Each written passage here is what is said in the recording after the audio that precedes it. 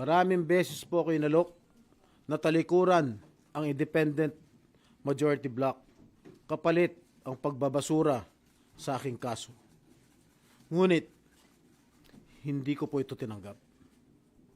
Mas nanaig ang paninindigan ko na ako'y manatili sa hanay ng mga kasamahan ko sa independent majority block.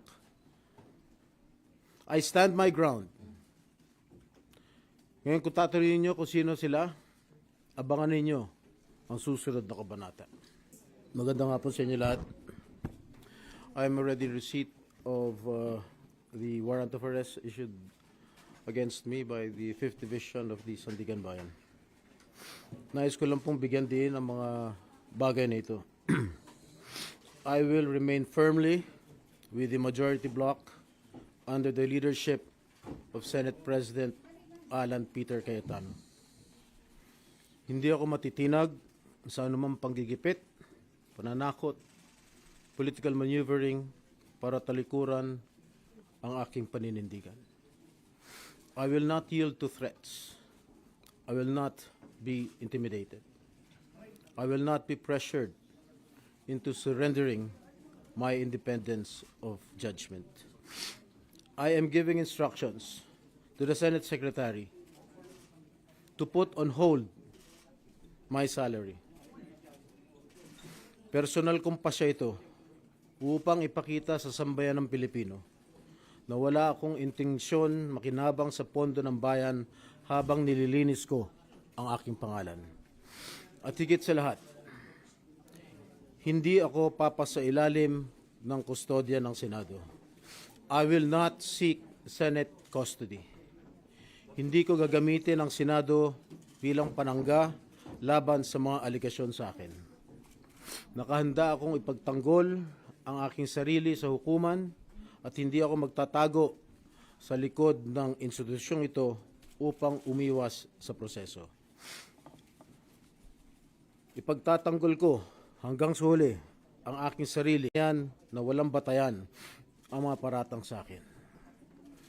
Kalokohan ang lahat na ito.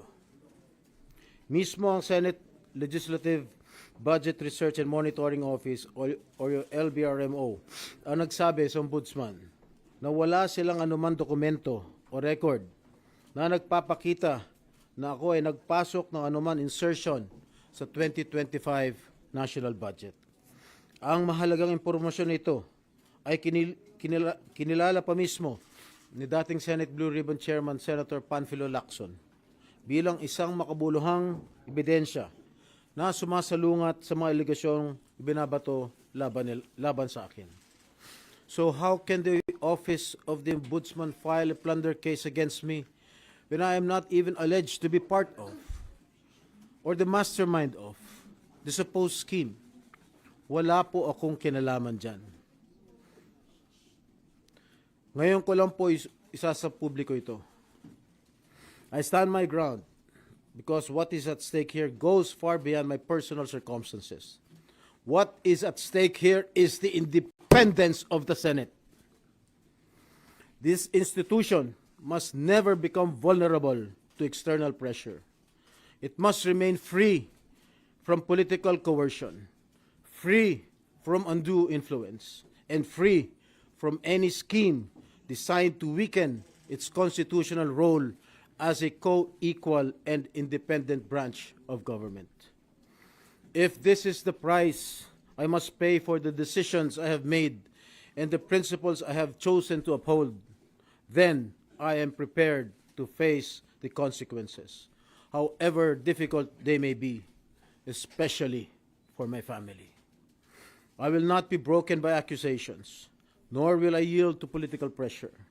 I will meet these charges head-on, defend my honor through due process, and place my faith in the truth. I will be proceeding now to the CIDG to voluntarily surrender myself. Maraming salamat po. Okay na? No more question, guys. At yan, pupunta na sila sa CIDG. Buksan lang po yung pinto.